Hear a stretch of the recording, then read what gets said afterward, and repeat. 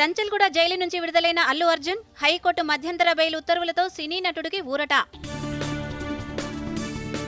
సృజనాత్మక రంగంపై కాంగ్రెస్ పార్టీకి గౌరవం లేదన్న కేంద్ర మంత్రి అశ్విని వైష్ణవ్, అల్లు అర్జున్ అరెస్టు దానికి నిదర్శనమని వ్యాఖ్య. సామాన్యులైన సినీ హీరోలైనా చట్టం ముందు అందరూ సమానులేనన్న ముఖ్యమంత్రి రేవంత్ రెడ్డి, నటుడిని అరెస్టు చేస్తే ప్రశ్నిస్తున్న గొంతులు, పేద మహిళ మరణిస్తే స్పందించవా అన్న రేవంత్ రెడ్డి. మహాకుంభమేళాతో దేశ సంస్కృతిని ప్రపంచానికి చాటుదామన్న ప్రధానమంత్రి, ప్రయాగ్రాజ్లో 7,000 కోట్ల అభివృద్ధి పనులకు శంకుస్థాపన చేసిన నరేంద్ర మోదీ. రాజ్యాంగం 75 ఏళ్ల ప్రస్థానంపై పార్లమెంటులో ప్రత్యేక చర్చ.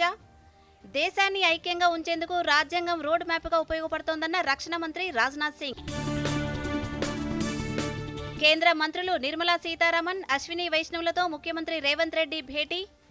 రాష్ట్ర పెండింగ్ గ్రాంట్ల విడుదల, ఇంటిగ్రేటెడ్ కోచ్ ఫ్యాక్టరీ మంజూరుకు విజ్ఞప్తులు.